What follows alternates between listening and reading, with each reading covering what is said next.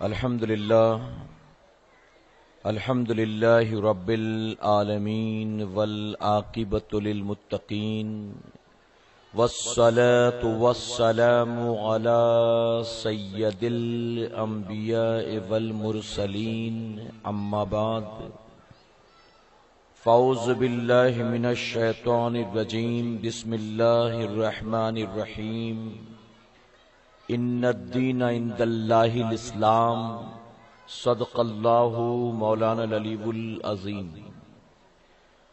باد توحید کے متوالو، شمع رسالت کے پروانوں، غوث و خواجہ اور رضا کے چاہنے والوں، آئیے سب سے پہلے ہم اور آپ نہایت ہی ادب اور احترام کے ساتھ اپنے اور ساری کائنات کے مرکز عقیدت جناب محمد الرسول اللہ صلی اللہ تعالی علیہ وسلم کی بارگاہ بے کس پناہ میں جس طرح سے میں آپ کو پڑھاؤں، میرے ساتھ مل کر پورا مجمع بآواز بلند ہدیہ غلامی درود و سلام کے انداز میں پیش کریں۔ پڑھیں الصلاۃ والسلام علیک یا رسول اللہ، الصلاۃ والسلام علیک یا حبیب اللہ، الصلاۃ والسلام علیک یا نبی اللہ، وعلی آلک واصحابک یا نور اللہ صلی اللہ تعالی علیہ وسلم۔ رب کعبہ کی بارگاہ میں دعا ہے، مولا اپنے حبیب صاحب الاولاق صلی اللہ تعالی علیہ وسلم کے صدقہ طفیل ہم تمام حاضرین اور سامعین کو تو ماہ ربیع النور کی برکتوں سے بھرپور مالا مال فرما یا الہ العالمین۔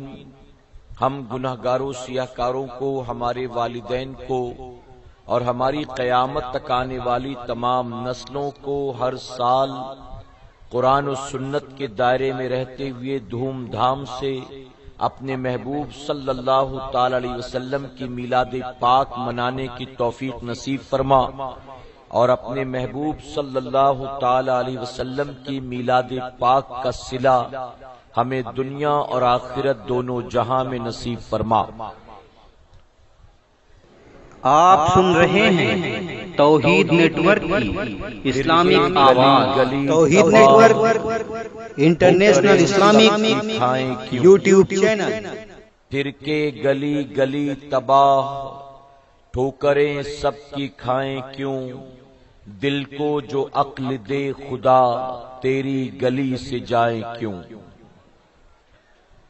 میرے پیارے آقا علیہ الصلوۃ والتسلیم کے پیارے دیوانوں، جس آیت کریمہ کی تلاوت کا میں نے شرف حاصل کیا ہے، اس کی روشنی میں اپنے شعور کے مطابق کچھ باتیں گوش گزار کروں گا، اس نیت کے ساتھ کہ جو کچھ بھی میں کہوں رب تبارک تعالیٰ اس پر سب سے پہلے مجھے اور اس کے بعد آپ تمام کو عمل کی توفیق عطا فرمائے۔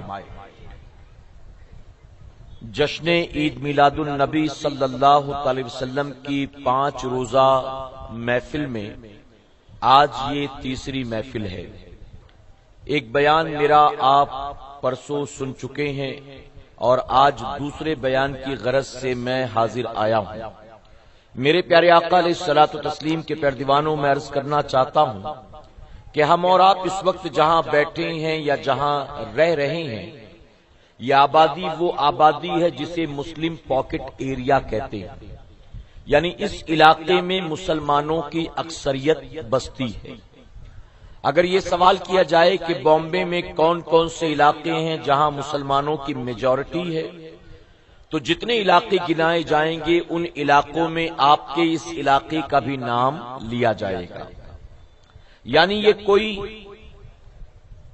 بامبے کا ایسا علاقہ نہیں ہے جہاں پر تمام مذاہب کے لوگ رہتے ہوں، بلکہ یہ وہ علاقہ ہے جہاں پر ہر گلی کوچے میں مسجدیں موجود ہیں، مسلمانوں کے مکان ہیں، مسلمانوں کی دکان ہے، ہر گلی میں آپ کو مسلمان آتے جاتے نظر آ جائیں گے، اذان کی آواز سنائی دے گی۔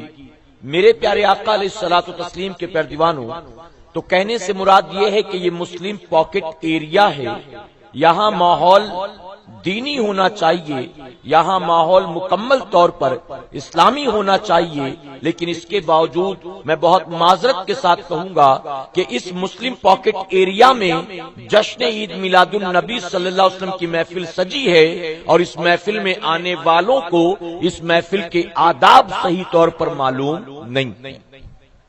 یاد رکھیں اچھی طرح سے کہ ایسی محفلوں میں جب بھی آیا کرو بہت ہی زیادہ ادب اور احترام کے ساتھ آیا کرو۔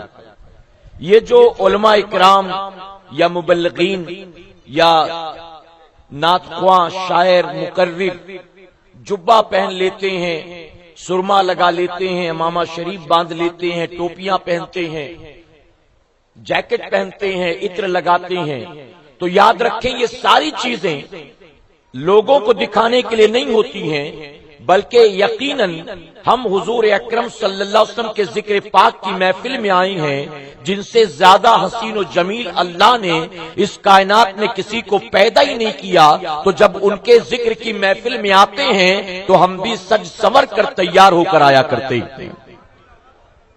اگر یہاں پر کوئی کارپوریٹر کھڑا ہوتا، کوئی منسٹر ہوتا، کوئی ایم ایل اے ہوتا، کوئی ایم پی ہوتا، اگر کسی دنیا دار کی محفل ہوتی، دنیا کی بات ہوتی، تو جا رہے تھے جیسے تیسے منہ اٹھا کر چلے آتے، لیکن جب محفل ہے اللہ اور اس کے رسول صلی اللہ علیہ وسلم کے ذکر پاک کی تو بہت زیادہ اہتمام کے ساتھ آنا چاہیے، اور میں ذمہ داری کے ساتھ کہتا ہوں ایسی محفلوں میں جو جتنا زیادہ ادب و احترام کے ساتھ آتا ہے، اللہ تبارک تعالیٰ اس بندے کو باقیوں کے مقابلے اس سے زیادہ انعام عطا فرماتا ہے۔ میں ایک مثال دیتا ہوں، آپ کے یہاں گلیوں میں شادیاں بھی ہوتی ہیں، آس پاس فنکشن ہالز بھی ہیں، اچھا آپ جہاں رہتے ہیں وہیں پر شادی ہو رہی ہے تو آپ جیسے بھی ہو پہنچ جائیں شادی میں، کوئی مسئلہ نہیں ہے، لیکن اگر مان لیجئے کہ کسی نے آپ کو 5 اسٹار ہوٹل میں انوائٹ کیا ہے کہ میرا ریسیپشن، میرا ولیمہ، میرا نکاح، میری میٹنگ، میری پارٹی، میرا ڈنر، میرا لنچ یہ تاج محل ہوٹل میں، اور آپ کو اتنے بجے وہاں پہنچنا ہے، تو بتائیے اب آپ اپنے گلی کوچے میں ہونے والے شادی بیاہ میں جیسے جاتے ہیں، کیا کسی بامبے کے 5 اسٹار ہوٹل میں بھی اسی طرح چلے جائیں گے؟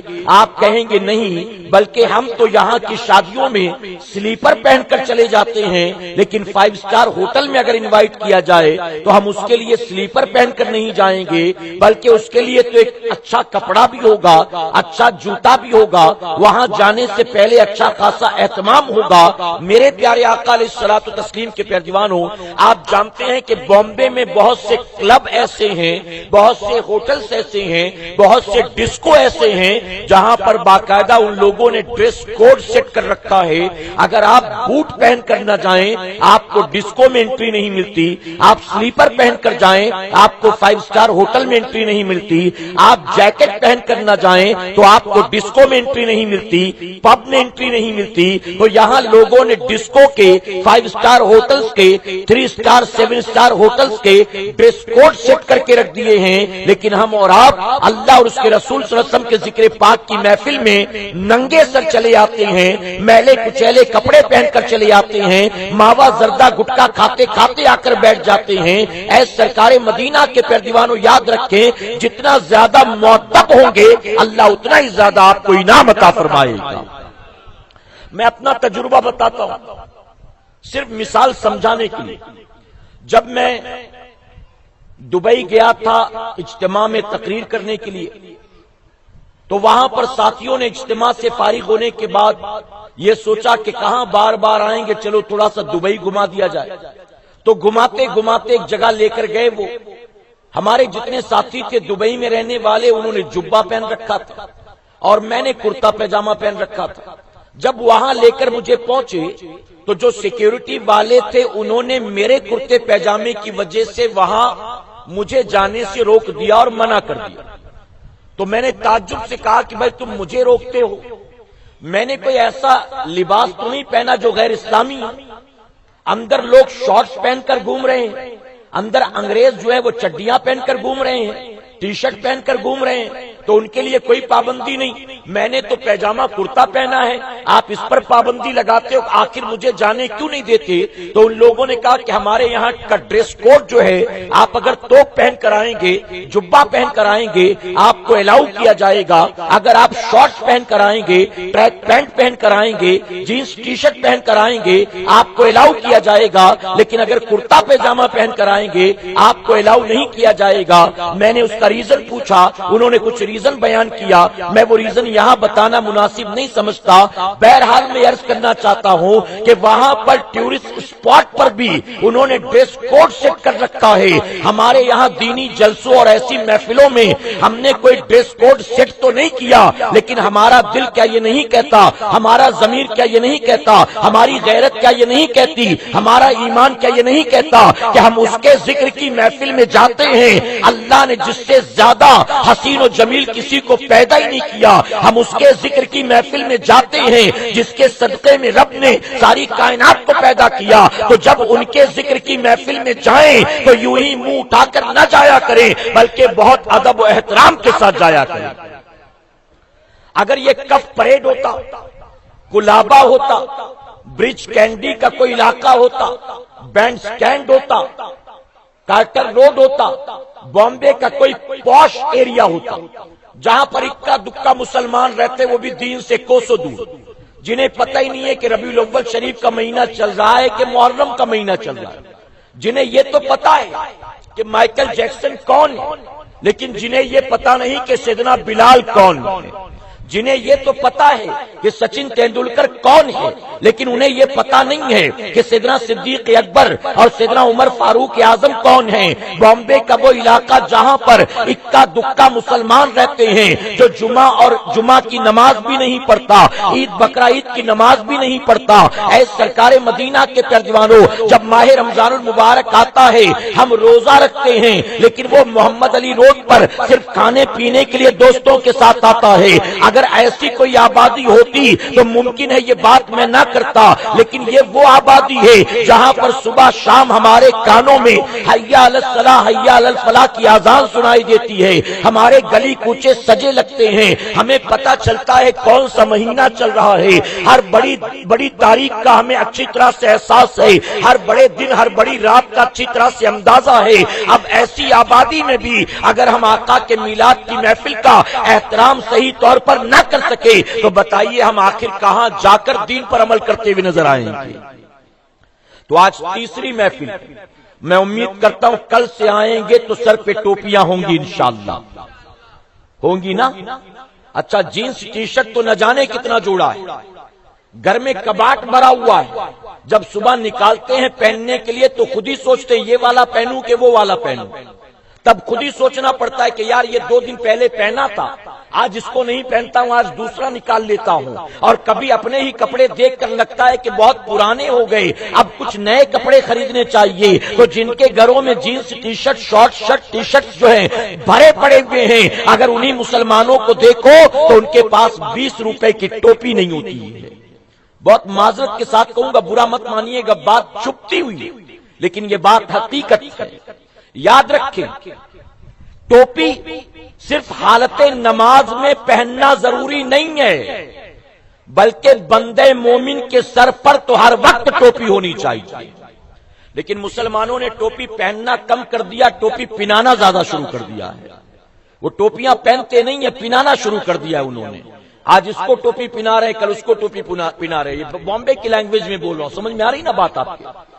جانتے فرمایا گیا کہ جب مسلمان کھانے کے لیے دسترخوان پر بیٹھتا اور اس کا سر کھلا ہوتا ہے تو اس کے سر پر شیطان بیٹھ جاتا ہے، اور جب وہ کھانا شروع کرتا ہے تو اس کے ننگے سر پر شیطان بیٹھ کر اس کے کھانے میں تھوکتا جاتا ہے اور وہ اٹھا کر کھاتا جاتا ہے۔ لیکن کہا گیا جب سر ڈھکا ہوتا ہے تو شیطان کو سر پر سوار ہونے کا موقع نہیں ملتا ہے۔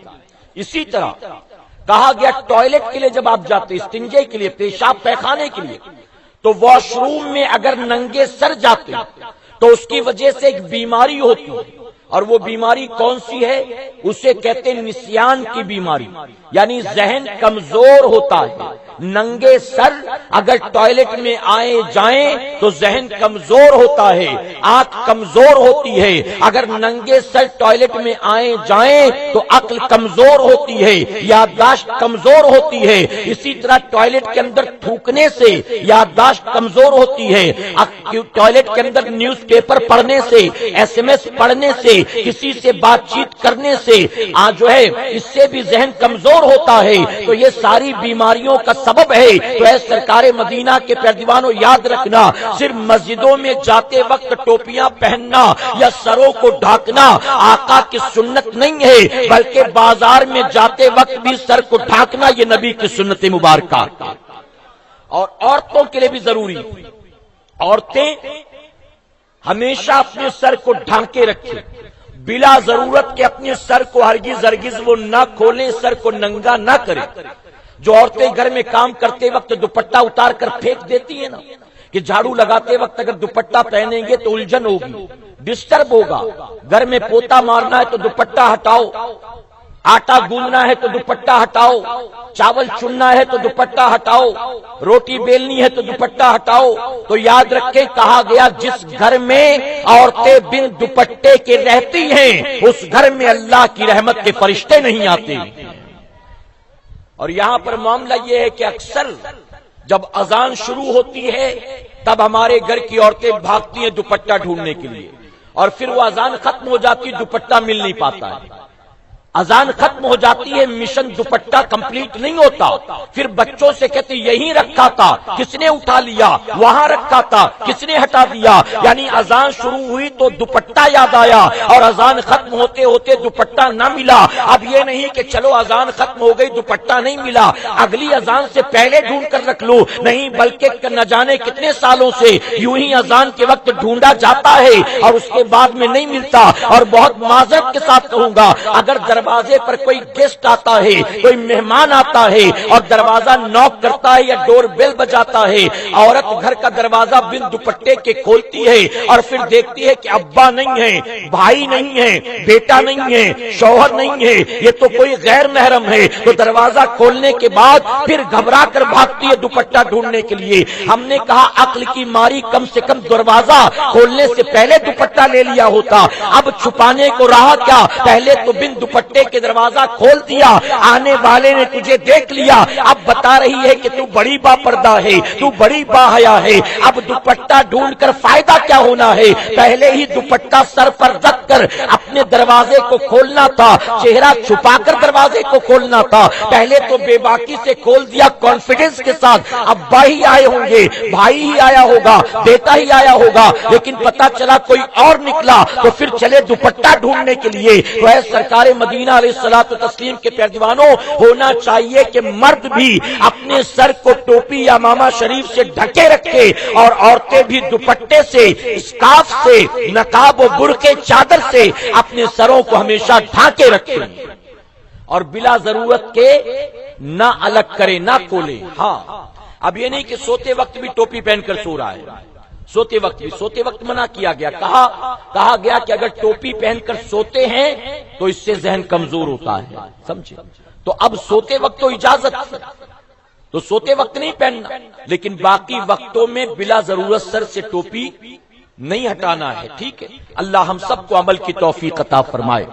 میرے پیارے آقا علیہ الصلوۃ والتسلیم کے پیروانوں، یہ میں نے شروعات کی، چند اہم باتیں آپ کے گوش گزار کی تمہید کے طور پر۔ اب جو آج کا میرا موضوع ہے، اس موضوع کی مناسبت سے اپنے شعور کے مطابق کچھ باتیں آپ کے گوش گزار کروں گا، اس امید کے ساتھ کہ جو کچھ میں کہوں رب تبارک تعالیٰ اس پر سب سے پہلے مجھے اور اس کے بعد آپ سب کو عمل کی توفیق عطا فرمائے۔ آج مجھے حکم دیا گیا ہے پڑوسیوں کے حقوق کے حوالے سے خطاب کرنے کا۔ میرے پیارے آقا علیہ الصلوۃ والتسلیم کے پیروانوں، میں نے جس آیت کریمہ کی تلاوت کا شرف حاصل کیا، رب تبارک تعالیٰ فرماتا ان الدین عند اللہ الاسلام، جس کا مفہوم ہے بے شک اللہ کے نزدیک سب سے پسندیدہ دین دین اسلام ہے، دین اسلام۔ آج دنیا میں اگر دیکھیں آپ تو بس 2-4 مذاہب نہیں ہیں، بلکہ دنیا میں اس وقت سینکڑوں مذاہب موجود، اور سینکڑوں مذاہب کے ماننے والے لاکھوں کروڑوں کی تعداد میں موجود۔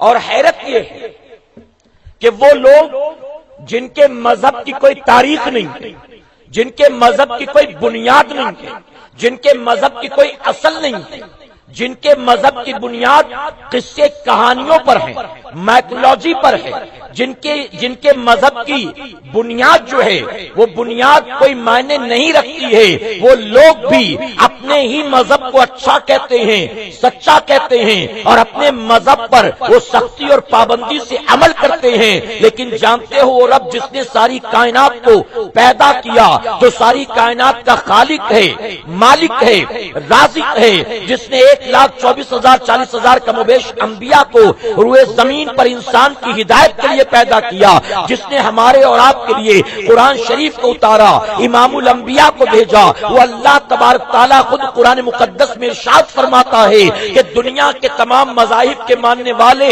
اپنے مذہب کو اچھا سچا بھلے کہتے ہو تو کہیں، لیکن سن لو تمہارے خالق و مالک کے نزدیک سب سے پسندیدہ دین کوئی ہے تو وہ صرف دین اسلام ہے۔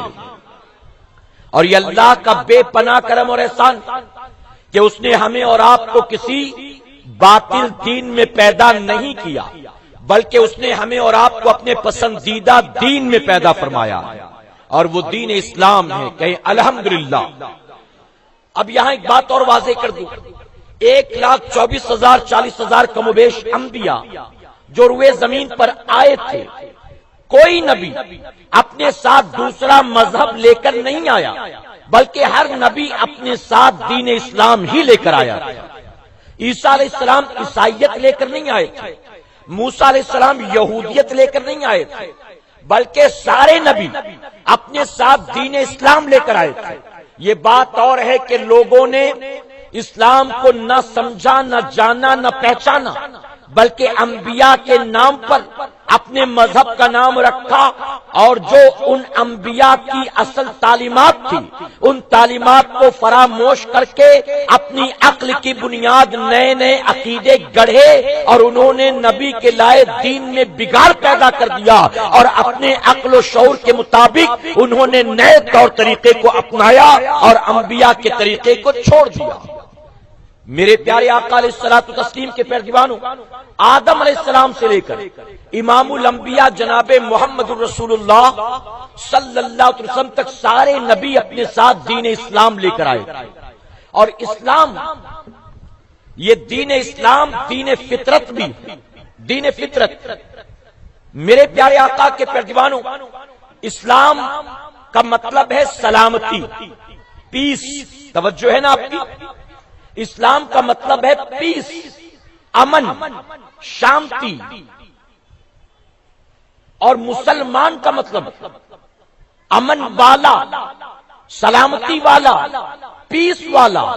اب اگر کوئی اسلام کو دہشت گردی سے جوڑے، آتنکواد سے جوڑے، گولے بارود سے جوڑے، تیر تلوار سے جوڑے، تو میں کہوں گا تم کہتے ہو یہ اسلام دہشت گردی کا مذہب ہے، اسلام آتنکواد کا مذہب ہے، اسلام قتل و غارت گری کا مذہب ہے، اسلام خون خرابے کا مذہب ہے، تو کہنے سے پہلے ذرا ہوش کے ناخن تو لے لو، ارے یہ دونوں چیزیں ایک دوسرے کے اپوزٹ ہے۔ تم اسلام بھی کہتے ہو اور ساتھ ہی ساتھ دہشت گردی بھی کہتے ہو، آتنکواد بھی کہتے ہو۔ اسلام کا مطلب ہے امن، شانتی، پیس، بھائی چارہ۔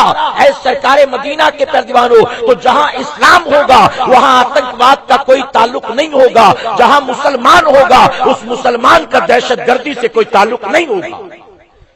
اور پوری دنیا میں اگر کہیں دہشت گردی ہے اسلام کے نام پر، اگر کہیں قتل و غارت گری ہے اسلام کے نام پر، اگر کہیں لوگوں کا خون بہایا جا رہا ہے اسلام کے نام پر، تو میں منبر رسول پر موجود ہوں، مبارک مہینہ چل رہا ہے، ذمہ داری سے کہوں گا کہ اسلام کے نام پر جو پوری دنیا میں یہ ہنگامہ بپا کیے ہوئے ہیں، بظاہر یہ مسلمان نظر آتے ہیں، لیکن انہوں نے صحیح طور پر اسلام کو سمجھا نہیں ہے، اسلام کو جانا نہیں ہے۔ اگر انہوں نے اسلام کو اسٹڈی کیا ہوتا، پیغمبر اسلام کی زندگی کو پڑھا ہوتا، انہوں نے قرآن کو صحیح معنوں میں سمجھا ہوتا، تو آج جو یہ اسلام کے نام پر کر رہی ہیں، ہرگز انہوں نے یہ کام نہ کیا ہوتا۔ اس کی وجہ کہ اسلام جو ہے وہ قتل غارت گیری کی بات نہیں کرتا، بلکہ اسلام تو انسانیت اور بھائی چارے کی بات کرتا۔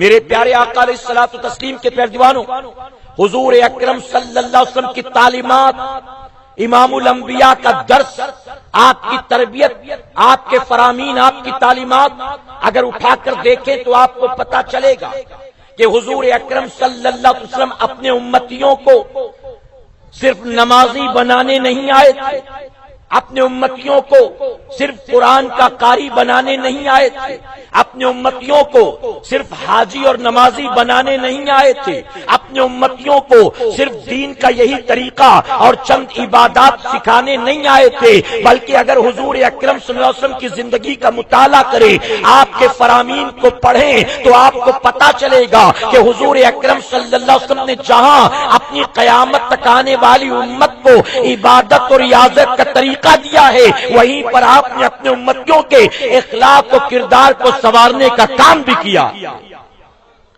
جہاں آپ نے اللہ کے سجدوں کی بات کی، خانہ کعبہ کے طواف کی بات کی، قرآن کی تلاوت کی بات کی، زکات و فطر اور جہاد کی بات کی، وہیں پر میرے آقا صلی اللہ علیہ وسلم نے اپنے امتیوں کو ماں باپ کا حق بھی بتایا، بھائی بہنوں کا حق بھی بتایا، رشتہ داروں کا حق بھی بتایا، بیوی بچوں کا حق بھی بتایا، پڑوسیوں کا حق بھی بتایا ہے، مسلمانوں کا حق بھی بتایا ہے، انسانوں کا حق بھی بتایا ہے۔ اور صرف اتنا نہیں کہ امام الانبیاء جناب محمد الرسول اللہ صلی اللہ علیہ وسلم نے اپنے امتیوں کو صرف ان کے ماں باپ کا، اہل و عیال کا، بھائی بہن کا، بیوی بچوں کا، اڑوسیوں پڑوسیوں کا، مسلمانوں کا حق بتایا ہو، بلکہ قربان میرے آقا کی عظمت پر جب آپ نے اپنی امتیوں کی تربیت کی، اپنے صحابہ کو ٹرینڈ کیا، تو آپ نے انسانوں کے حقوق کے ساتھ ساتھ اپنے امتیوں کو جانوروں کے حقوق بھی بتائے۔ تمہارا جانور شریر، تمہارا جانور تمہارے کنٹرول میں نہیں، تمہاری بات نہیں مانتا، اگر تم اس پر سختی کرتے ہو تو اجازت ہے، لیکن فرماتے جانور کے منہ پر کبھی مت مارنا۔ یہ کس کی تربیت ہے؟ یہ کس کا فرمان ہے؟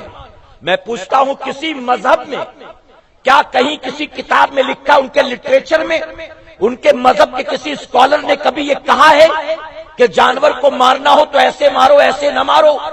میرے پیارے آقا علیہ الصلوۃ والتسلیم کے پیروانوں، جانور شریر ہے، کنٹرول میں نہیں آتا، تو حضور اکرم صلی اللہ علیہ وسلم نے فرمایا یقیناً مالک سختی کرے گا، لیکن سختی کرتے وقت بھی یہ خیال رکھیں کہ جانور کے منہ پر کبھی نہ ماریں۔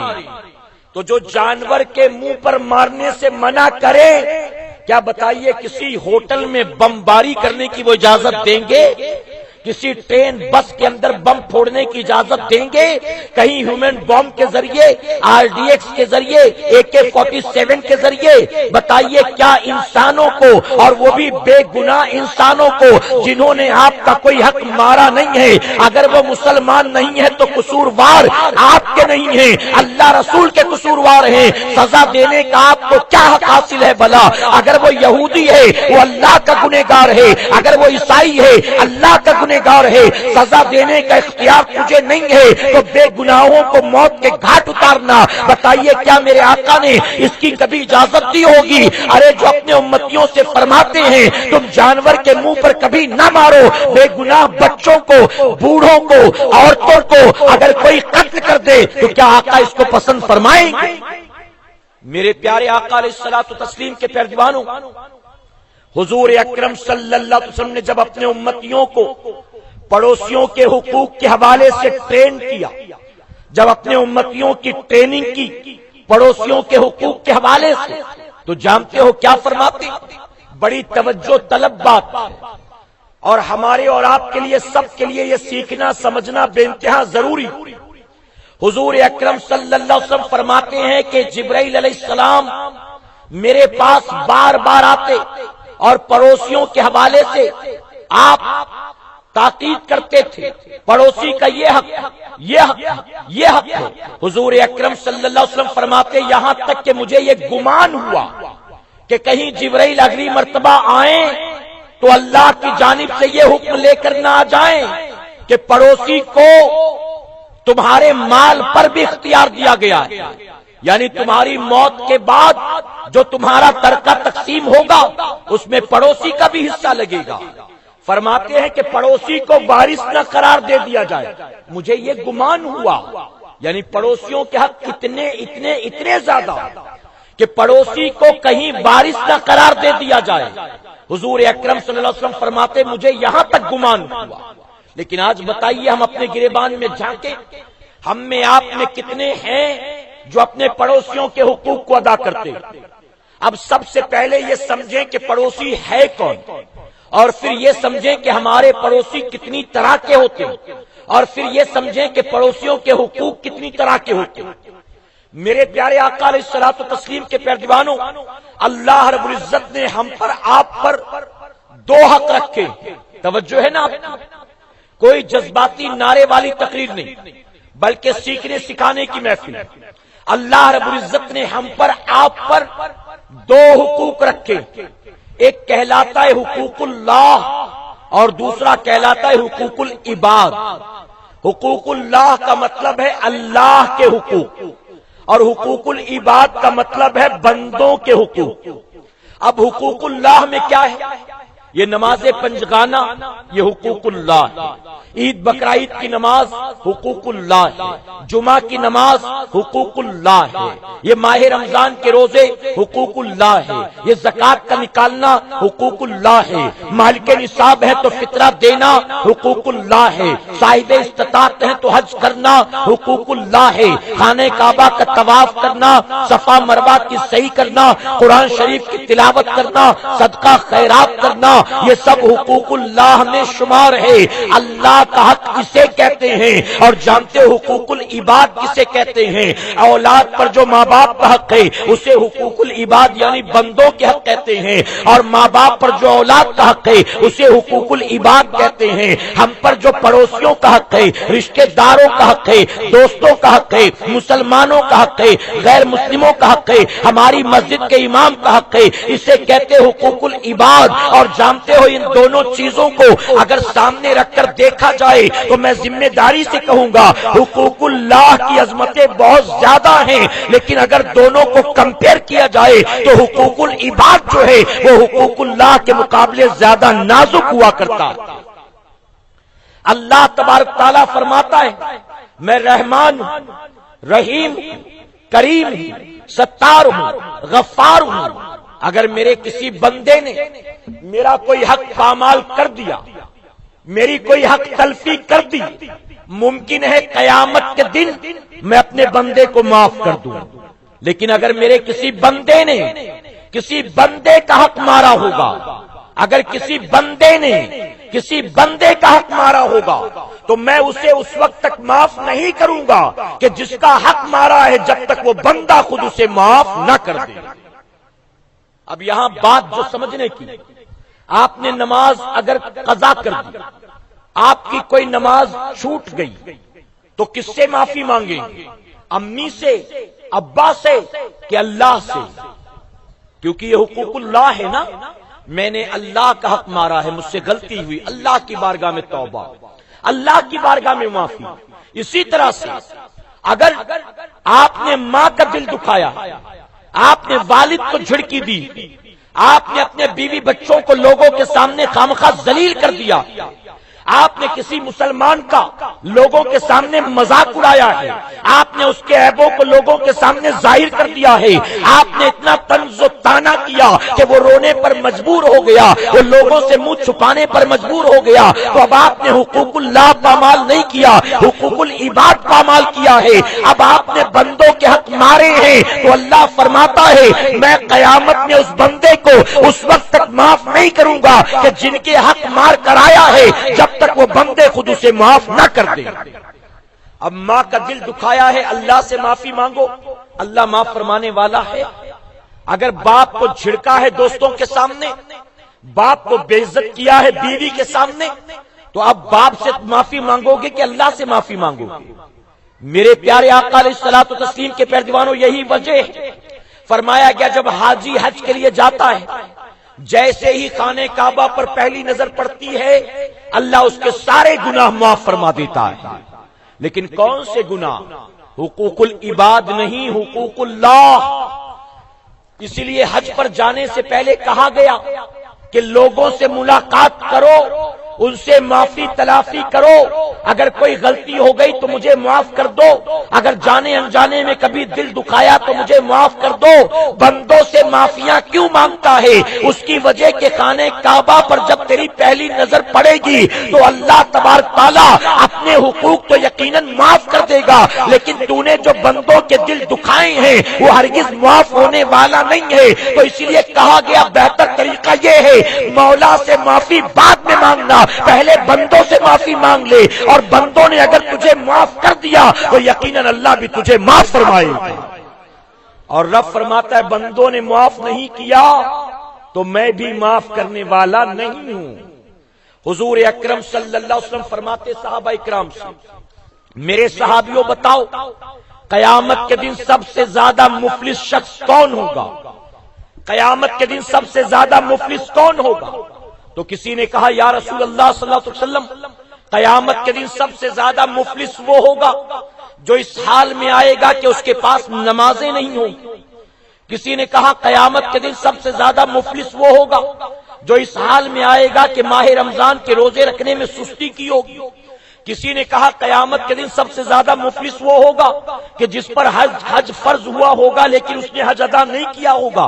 کسی نے کچھ اور کہا، کسی نے کچھ اور کہا، کسی نے کچھ اور کہا۔ جب سب اپنے اپنے اعتبار سے بیان کر چکے تو جانتے حضور اکرم صلی اللہ علیہ وسلم کیا فرماتے ہیں؟ حضور اکرم صلی اللہ علیہ وسلم فرماتے نہیں نہیں سنو، قیامت کے دن سب سے زیادہ مفلس وہ نہیں ہوگا کہ جس کے پاس نمازیں نہیں ہوں گی، روزہ نہیں ہوگا، حج نہیں ہوگا، زکات نہیں ہوگا، فطرہ نہیں ہوگا، صدقہ نہیں ہوگا، وہ مفلس نہیں ہوگا، بلکہ قیامت کے دن سب سے زیادہ مفلس وہ بندہ ہوگا جو اس حال میں آئے گا کہ اس کا نامہ اعمال نیکیوں سے بھرا ہوگا، نمازیں بھی ہوں گی، روزہ بھی ہوگا، حج بھی ہوگا، عمرہ بھی ہوگا، صدقہ بھی ہوگا، فطرہ بھی ہوگا، اس نے خوب نیکیاں جمع کی ہوں گی۔ تو نیکیاں تو نامہ اعمال میں بہت ہوں گی، لیکن وہ اس حال میں آئے گا کہ کسی کو گالی دی ہوگی، کسی کا مذاق اڑایا ہوگا، کسی پر بہتان لگایا ہوگا، کسی پر تھپڑ مارا ہوگا، کسی کو برا بھلا کہا ہوگا، کسی کو لوگوں کے سامنے ذلیل کیا ہوگا۔ حضور اکرم صلی اللہ علیہ وسلم فرماتے مفلس وہ نہیں ہوگا جس کے نامہ اعمال میں نیکیاں نہیں ہوں گی، بلکہ مفلس وہ ہوگا جس کا نامہ اعمال نیکیوں سے بھرا ہوگا لیکن اس نے انسانوں کے دل کو دکھایا ہوگا۔ میرے پیارے آقا علیہ الصلوۃ والتسلیم کے پیروانوں، اب اس کے آگے جانتے حضور اکرم صلی اللہ علیہ وسلم کیا فرماتے ہیں کہ اب لوگوں کو تکلیفیں پہنچایا ہوگا، اس نے دل دکھایا ہوگا، ذلیل و رسوا کیا ہوگا، بے عزتی کی ہوگی۔ وہ بندے اللہ کی بارگاہ میں اس بندے کے خلاف مقدمہ دائر کریں گے۔ اب وہاں معافی کی ایک ہی صورت ہوگی، وہ بندے کہیں گے مولا ہم اسے معاف نہیں کرتے۔ معاف کرنے کی ایک ہی صورت، اس کی نیکیاں ہم کو دی جائیں۔ حضور اکرم صلی اللہ علیہ وسلم فرماتے اب اس بندے کو معاف کرانے کے لیے اس کی نیکیاں تمام حقداروں میں تقسیم کی جائیں گی۔ جن جن لوگوں نے دعویٰ کیا ہوگا اس کے خلاف، ان کے درمیان اس کی نیکیاں بانٹی جائیں گی۔ نمازیں بھی ختم، روزہ بھی ختم، حج جو کیا تھا وہ بھی گیا، عمرہ جو کیا تھا وہ بھی گیا، زکات صدقے کے ساتھ فطرہ جو دیا تھا وہ بھی گیا۔ آقا صلی اللہ علیہ وسلم فرماتے کہ یہاں تک کہ اس کی ساری نیکیاں دعوے داروں میں بانٹ دی جائیں گی۔ اب دینے کو کچھ نہیں ہوگا لیکن دعوے دار اب بھی ہوں گے، تو رب فرمائے گا بندے اب دینے کے لیے تیرے پاس کچھ بھی نہیں ہے، تو اب معافی کی صورت ایک ہے اور وہ یہ ہے اب تو کچھ دے تو نہیں سکتا، اب ان کے گناہ تیرے نام اعمال میں داخل کیے جائیں گے۔ اب کہا گیا ایک ایک کر کے ان کے گناہ یہاں ٹرانسفر کیے جائیں گے۔ نتیجہ کیا ہوگا؟ لے کر تو بہت کچھ گیا تھا لیکن آخر میں بچا کچھ بھی نہیں۔ میرے پیارے آقا علیہ الصلوۃ والتسلیم کے پیارے دیوانوں تو اچھی طرح سے بات سمجھ لو کہ صرف حقوق اللہ کو ادا کیا اور حقوق العباد کی فکر نہ کی، نمازیں تو خوب پڑھی لیکن 65 سال کے بوڑھے باپ کو کبھی عزت سے سلام نہ کیا. تو نے قرآن کی تلاوت تو خوب کی لیکن ماں بستر پر بیمار پڑی تھی, کبھی ڈاکٹر کے پاس لے جانے کی توفیق نہ ہوئی. اللہ نے دولت تو بڑی دی تھی لیکن کبھی غریب بہن کی طرف تو نے نظر اٹھا کر دیکھا بھی نہیں. مسجدوں میں چندے دیتا تھا, یتیم خانوں کی رسید پھاڑتا تھا, اپنے نام سے دعائیں کرواتا تھا, مسجدوں میں اعلان کرواتا تھا, لیکن چھوٹا بھائی غریب تھا, کبھی اس کی تو نے مدد کی کوشش نہ کی. تو آقا صلی اللہ علیہ وسلم فرماتے ہیں اللہ کے حقوق ادا کیے, بندوں کے حقوق پامال کیے تو اللہ کے حقوق اس کو جنت میں نہیں لے جائیں گے, بلکہ جن کے حق مارے ہیں وہ سارے دعوے دار اس کو پکڑ کر جہنم کا ایندھن بنا دیں گے. میرے پیارے آقا علیہ الصلوۃ والتسلیم کے پیروانوں, پڑوسیوں کے حقوق. حضور اکرم صلی اللہ علیہ وسلم فرماتے ہیں وہ بندہ خوش نصیب ہے جسے اللہ 3 نعمتیں عطا کرتا ہے. وہ 3 نعمتیں کیا ہیں؟ فرماتے ہیں کشادہ گھر, یعنی بڑا سا گھر, اور بڑا سا گھر سے مراد حویلی نہیں, کوٹھی نہیں, ٹاور نہیں, ڈپلیکس نہیں, ولا نہیں, بلکہ کشادہ گھر سے مراد اتنا بڑا گھر جو تیری حاجت کے لیے کافی ہو, تیری ضرورت کے لیے, تیرے بیوی بچوں کے لیے کافی ہو. کشادہ گھر فرماتے اللہ کی نعمت. آگے فرماتے ہیں اچھے پڑوسی اللہ کی نعمت. کہ سبحان اللہ, اچھے پڑوسی اللہ کی نعمت. اور تیسرا فرماتے ہیں کہ اچھی سواری اللہ کی نعمت ہے, اللہ کی نعمت. اب یہاں پر تینوں چیزیں آپ ترتیب وار سمجھیں, ہر ایک کی وضاحت کا موقع نہیں. اچھی سواری سے مراد مرسڈیز ہی ہے, کہاں لکھا ہے حدیث شریف سے؟ اچھی سواری سے مراد BMW ہے, کہاں لکھا ہے حدیث شریف سے؟ اچھی سواری سے مراد اگر کسی غریب کا کام سائیکل سے چل جاتا ہے تو اس کے لیے وہی اچھی سواری ہے اور اللہ کی نعمت ہے, وہی اچھی سواری ہے اس کے لیے. میرے پیارے آقا کے پیارے دیوانوں, تو کشادہ گھر اللہ کی نعمت. اور حضور اکرم صلی اللہ علیہ وسلم فرماتے جس کو یہ 3 چیزیں مل جائیں وہ مسلمان بڑا خوش نصیب ہے.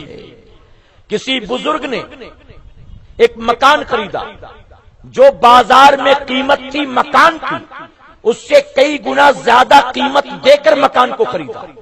جب لوگوں کو پتا چلا تو لوگوں نے حیرت سے کہا ارے اس مکان کی تو مارکیٹ ویلیو یہ ہے, آپ نے اتنی زیادہ قیمت کیوں دے دی؟ تو جانتے ہو کیا جواب دیتے؟ بزرگ جواب دیتے ہیں کہ ہاں اس مکان کی مارکیٹ ویلیو تو یہی ہے, اس مکان کی قیمت تو یہی ہے, لیکن میں نے زیادہ قیمت کیوں دی جانتے ہو؟ اس کی وجہ کہ میں نے اس مکان کے ساتھ اس دولت کے ذریعے اچھے پڑوسی بھی خریدے. نہیں آئی بات سمجھ میں آپ کی؟ یعنی میں نے زیادہ قیمت دی تو اس لیے, مکان کی تو اتنی ویلیو نہیں تھی لیکن پڑوس اچھا تھا. اور صوفیہ یہاں تک فرماتے ہیں کہ مکان جب خریدو تو مکان بعد میں دیکھنا, پڑوس پہلے دیکھنا, پڑوس پہلے دیکھنا. مجھے پتا چلا آپ کے یہاں پر یہ چونکہ مسلم پاکٹ ایریا تو یہاں پر چھوٹے چھوٹے مکان بھی بڑے مہنگے بکتے, لاکھوں میں, 80 لاکھ, 95 لاکھ, 1 کروڑ, 1.25 کروڑ, 1.5 کروڑ. میں نے کہا یہ 1 BHK 1.25 کروڑ میں, یہاں پر 600 650 کا ایریا 1.25 کروڑ میں. ارے اتنا پیسہ ہو آپ تھوڑا سا آگے نکل جاؤ, آپ کو اس میں 2 BHK مل جائے گا, اور آگے چلے جاؤ 3 BHK مل جائے گا, آپ کہیں اور چلے جاؤ پورا فلور آپ کو مل جائے گا, نیو بامبے کی طرف چلے جاؤ تو پورا فلور مل جائے گا. تو اتنی قیمت کیوں؟ تو کہا اس کی وجہ یہ ہے کہ صرف اس فلیٹ کی قیمت نہیں ہے, چونکہ مسلم پاکٹ ایریا ہے اس لیے یہاں کے روم مہنگے. غلط تو نہیں کہہ رہا ہوں میں؟ یہاں پر مسلمان سیف ہے, کل اگر کہیں کچھ ہوتا ہے تو اس کو ڈرنے گھبرانے کی ضرورت نہیں ہے. تو یہ قیمت صرف مکان کی نہیں ہے بلکہ یہ قیمت لوکیلٹی کی ہے, سوسائٹی کی ہے, تیری سیفٹی کی ہے, یہاں کی آبادی, یہاں کے ماحول کی ہے. ممکن ہے کہ تو کف پریڈ کلابا چلا جائے لیکن وہاں پر صبح شام تیرے کانوں سے اللہ اکبر کی آواز نہیں ٹکرائے گی. یہاں قیمت زیادہ ہے اس لیے کیونکہ یہاں تجھے اچھی طرح سے 5 وقت اذان کی آواز بھی سنائی دے گی اور تجھے ربیع الاول اور ربیع الاخر کا مہینہ بھی نظر آ جائے گا. تو اس لیے بزرگوں نے کہا کہ مکان جب خریدو تو مکان بعد میں دیکھنا, پڑوس پہلے دیکھنا. اور 92 کے بعد جو بامبے میں رہنے والے ہیں وہ اچھی طرح جانتے کہ 92 کے بعد مسلمان جب بھی کہیں پراپرٹی خریدتا ہے، انویسٹمنٹ کرتا ہے، تو پہلے دیکھ لیتا ہے کہ وہاں مسلمان رہتے ہیں کہ نہیں رہتے ہیں، وہاں سیفٹی ہوگی کہ نہیں ہوگی، اڑوس پڑوس کیسا ہے۔ اور حضور اکرم صلی اللہ علیہ وسلم نے فرمایا اچھا پڑوس اللہ کی نعمت میں سے ایک نعمت ہے، اچھا پڑوس۔ میرے پیارے آقا علیہ الصلوۃ والتسلیم کے پیارے دیوانوں، اب اچھا پڑوس سے مراد کیا ہے؟ اچھا پڑوس سے مراد ہے کہ سارے اچھے رہیں اور میں جیسا ہوں ویسے ہی رہوں۔ ارے اچھا پڑوس سے مراد اگر تو تمنا کرتا ہے کہ تیرا پڑوسی اچھا ہو تو وہ بھی تو تمنا کرتا ہے کہ میرا پڑوسی بھی اچھا ہو، تو خود بھی تو اچھا پڑوسی اپنے آپ کو ثابت کر۔ تو پڑوسیوں سے توقع لگائے بیٹھا ہے کہ وہ اچھے پڑوسی بن جائیں، لیکن تو اپنے آپ کو اچھا پڑوسی نہیں بناتا۔ اگر تو اچھا پڑوسی ثابت ہوگا یقیناً تیرے پڑوسی بھی اچھے بن جائیں گے تیرے لیے انشاءاللہ۔ میرے پیارے آقا علیہ الصلوۃ والتسلیم کے پیارے دیوانوں، فرمایا گیا پڑوس تین طرح کا۔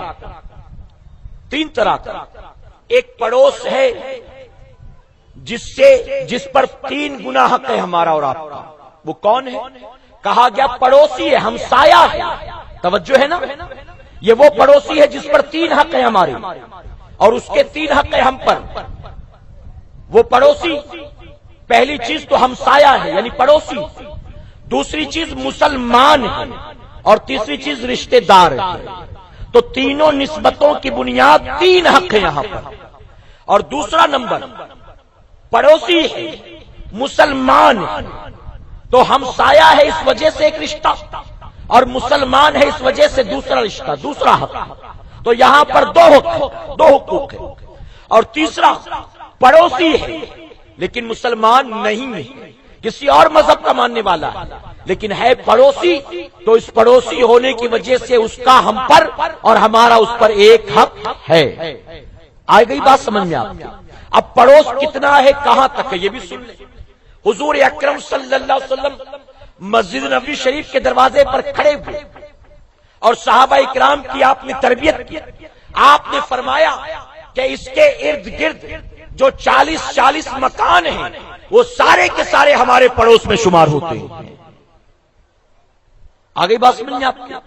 یعنی پڑوسی سے مراد یہ بازو والا یہی نہیں ہے، بلکہ 40 گھر دائیں طرف، بائیں طرف، آگے پیچھے، ارد گرد جو 40 مکانات ہیں وہ سارے کے سارے ہمارے پڑوسیوں میں شمار ہیں اور ان سب کا ہم پر حق ہے اور ہمیں چاہیے ان تمام پڑوسیوں میں سے کسی کا بھی ہم حق پامال نہ کریں۔ میرے پیارے آقا علیہ الصلوۃ والتسلیم کے پیارے دیوانوں، ہمسائیگی کا حق، مسلمان ہونے کا حق، رشتہ دار ہونے کا حق، جانتے ہو فرمایا گیا زکات آپ نے نکالا، کسی کو دے دیا، مستحق تھا دے دیا، زکات ادا ہو گئی، لیکن زکات نکالا اور تلاش کر کے کسی مستحق رشتہ دار کو دیا، اللہ دگنا ثواب دیتا ہے، زکات کا بھی ثواب ملے گا اور غریب رشتہ دار کی مدد پر اللہ صدقے کا ثواب عطا فرمائے گا۔ پڑوسی کے حقوق کہا گیا پڑوسی آپ کی زبان سے، آپ کے معاملات سے، آپ کی حرکتوں سے محفوظ ہونا چاہیے۔ حضور اکرم صلی اللہ علیہ وسلم فرماتے ہیں کہ جس کے ہاتھ و زبان سے پڑوسی محفوظ نہ ہو وہ مسلمان نہیں ہے، وہ مومن نہیں، کہ جس کی زبان اور جس کے ہاتھ سے پڑوسی محفوظ نہ ہو۔ میرے پیارے آقا علیہ الصلوۃ والتسلیم کے پیارے دیوانوں، آج ہم جس سوسائٹی میں رہتے ہیں ذرا وہاں دیکھیں کہ آج کے ترقی یافتہ دور کا مسلمان اپنے پڑوسیوں کا حق ادا کرتا ہوا نظر آ رہا ہے، اور میں معذرت کے ساتھ کہوں گا حق ادا کرے گا کب اسے تو پتہ ہی نہیں کہ اس کا حق کیا ہے۔ اور آج کے ترقی یافتہ دور میں ایک پڑوسی کا حق کیا خاک ادا کرے گا؟ یہاں تو جوان بیٹا بوڑھے ماں باپ کا حق ادا نہیں کرتا ہے، یہاں تو شوہر بیوی کا حق پامال کیے بیٹھا ہے، یہاں بڑا بھائی چھوٹے بھائی بہنوں کے حق کو پامال کیے بیٹھا ہے۔ ایک پڑوسی کے حق کو کیا خاک ادا کرے گا؟ ہم تو اپنے خون کے رشتے ناتے والوں کے حقوق کو ادا نہیں کرتے، اور جانتے حقوق ادا نہ کرنے کی جو سب سے بڑی وجہ ہے وہ یہ ہے کہ اکثر مسلمانوں کو یہ پتہ ہی نہیں ہے کہ ان کا اللہ نے ہم پر حق کیا رکھا ہے۔ میں پوری ذمہ داری سے کہوں گا اپنی قوم کے نوجوانوں سے، میری قوم کا کوئی نوجوان اپنے پیر کی چوکھٹ پر زندگی بھر جھاڑو لگائے لیکن کبھی بوڑھی ماں کو سلام نہ کرے، اپنے پیر کی چوکھٹ پر زندگی بھر ناک رگڑے اور کبھی اپنے باپ کا ہاتھ بھی نہ چومے، اپنے باپ کی خیریت بھی نہ پوچھے، اپنے پیر کو تو روزانہ دعوتیں دے اور اس پر لاکھوں لٹائے لیکن بوڑھے باپ کو لے کر کبھی دسترخوان پر نہ بیٹھے، تو یاد رکھنا قیامت میں پیر کی چوکھٹ پر جھاڑو لگانا کام نہیں آئے گا، ماں باپ کا دل دکھانا اس کو جہنم کا ایندھن بنا دے گا۔ پڑوسیوں کا حق ادا نہ کریں، رشتہ داروں کا حق ادا نہ کریں، مسلمانوں کا حق ادا نہ کریں، اور نمازیں خوب پڑھیں، روزہ خوب رکھیں، عبادتیں خوب کریں، تو یاد رکھنا یہ اللہ کی بارگاہ میں مقبول نہیں، مردود۔ جناب ابو ہریرہ رضی اللہ عنہ سے روایت، حضور اکرم صلی اللہ علیہ وسلم کی بارگاہ میں عرض کیا گیا، یا رسول اللہ صلی اللہ علیہ وسلم، ہمارے علاقے میں، ہمارے گاؤں میں ایک عورت رہتی، نماز پنجگانہ کی پابند، فرائض و واجبات و سنتوں کے ساتھ نوافل کی کثرت بھی کرتی، ماہ رمضان کے روزوں کے ساتھ نفل روزے بھی رکھتی، زکات و فطرے کے ساتھ خوب صدقہ خیرات بھی کرتی۔ اے آقا، اس کے اندر یہ ساری نیکیاں ہیں، ساری خوبیاں، لیکن ایک مائنس پوائنٹ بھی اس کے اندر ہے، اور وہ یہ ہے کہ اس کی زبان سے پڑوسی محفوظ نہیں ہے، یعنی زبان کے ذریعے پڑوسیوں پر لام تان کرتی ہے، برا بھلا کہتی ہے، گالی گلوچ کرتی ہے، غیبت چغلی کرتی ہے، تو حضور اکرم صلی اللہ علیہ وسلم فرماتے ہیں جاؤ، جا کر اس عورت سے کہہ دو کہ وہ عورت جہنمی۔ کسی اور نے عرض کیا، یا رسول اللہ صلی اللہ علیہ وسلم، ہماری آبادی میں ایک عورت رہتی ہے کثیر العیال، یعنی بچے بہت زیادہ ہیں، وہ نوافل کی کثرت تو نہیں کر پاتی، وہ غریب ہے، صدقہ خیرات تو نہیں کرتی، ہاں لیکن فرائض کو کبھی نہیں چھوڑتی، واجبات پر عمل کرتی ہے، ماہ رمضان کے روزے رکھتی ہے۔ اے آقا، وہ عبادت اور ریاضت تو بہت زیادہ نہیں کرتی، ہاں لیکن اتنا خوش اخلاق ہے کہ اس کی زبان سے پڑوسی محفوظ ہیں، کبھی کسی کو برا بھلا نہیں کہتی، کبھی کسی سے لڑائی جھگڑا گالی گلوچ نہیں کرتی۔ آقا صلی اللہ علیہ وسلم فرماتے جاؤ، اس عورت سے کہہ دو کہ وہ عورت جنتی۔ معلوم ہوا نیکیاں کچھ کم بھی ہوئی، لیکن تو نے حقوق العباد کو ادا کیا تو یقیناً اللہ تجھے قیامت میں معاف فرمائے گا، لیکن نیکیوں کا خوب ذخیرہ ہے اور تو نے لوگوں کے حقوق پامال کیے تو یقیناً یہ نیکیاں تجھے جنت میں لے کر جانے والی نہیں۔ حضور اکرم صلی اللہ علیہ وسلم نے یہاں تک فرمایا، تم نے، توجہ ہے نا آپ کی، فرماتے تم نے اگر پڑوسی کے کتے کو مارا تو تم نے گویا اس کے ذریعے اپنے پڑوسی کو تکلیف پہنچائی۔ ذرا سوچے، پڑوسی کے کتے کو مارنے سے منع کیا حضور اکرم صلی اللہ علیہ وسلم نے، یہاں پڑوسی کے کتے کو نہیں، نظر یہاں ہو وہاں ہو تو پڑوسی کے بچے کو دو چار رکھ دیتے، ذرا ماں باپ یہاں وہاں ہو، موقع ملے تو کان مروڑ دیا، کبھی دھکا دے دیا، کبھی ہاتھ اٹھا دیا، یہاں تک کہ ہم نے دیکھا ہے مسلمانوں کے بچوں کے چھوٹے چھوٹے جھگڑے جو ہیں وہ پولیس اسٹیشن تک پہنچنے کا ذریعہ بن جاتے ہیں، گالی گلوچ کا سبب بن جاتے ہیں۔ ہم نے کسی آبادی میں دیکھا، دو مردوں میں گتم گتی ہو رہی تھی اور دو عورتیں بھی ایک دوسرے کا بال پکڑے بھی لٹکی تھی۔ ہم نے پوچھا یہ کیا ہو گیا، یہ ہنگامہ کس بات کا ہے؟ تو پتا چلا کہ کوئی زیادہ دنگا فساد نہیں ہوا، بلکہ تھوڑی دیر پہلے ان کے بچوں میں جھگڑا ہوا تھا، اب یہ ماں باپ ایک دوسرے سے اپنے بچوں کا بدلہ لے رہے ہیں، اور یہ روزانہ ہوتا ہے ہمارے یہاں۔ کبھی کچرا پھینکنے کی وجہ سے جھگڑا، کبھی پانی کو لے کر جھگڑا، کبھی بچوں کو لے کر جھگڑا۔ حال یہ ہے کہ تو نے دیوار کو اونچا کر لیا تو جھگڑا، تو نے کھڑکی بنا لی تو جھگڑا، تو نے کچرے کا ڈبہ یہاں رکھا تو جھگڑا، تو نے پانی اتنے بجے کیوں نہیں بھرا، اتنے بجے کیوں بھرا تو جھگڑا، تیرے بچے وہاں کیوں کھیلتے ہیں یہاں کیوں نہیں کھیلتے تو جھگڑا۔ اے سرکار مدینہ کے پیروانوں، ایسا لگتا ہے آج کے مسلمانوں کے جسم کے اندر آگ جل رہی ہے، بس وہ کھولتا ہوا نکلنا چاہتا ہے، جیسے ہی موقع ملتا ہے معمولی معمولی بات کی بنیاد گالی گلوچ پر، حاتم پیغام پیزر پر اتر جاتے ہیں، مار پیٹ پر اتر جاتے ہیں۔ اے سرکار مدینہ کے پیروانوں یاد رکھنا، حضور اکرم صلی اللہ علیہ وسلم فرماتے وہ مومن نہیں ہے کہ جس کے ہاتھ و زبان سے اس کا پڑوسی محفوظ نہ ہو۔ ہم غور کریں اپنے گریبان میں جھانک کر، ہم یہ امید کرتے ہیں کہ ہمارا پڑوس اچھا ہو، ذرا ہم دیکھیں کیا ہم خود بھی اچھے پڑوسی ہیں؟ کیا ہم اپنے پڑوسی کے لیے اچھے پڑوسی ہیں؟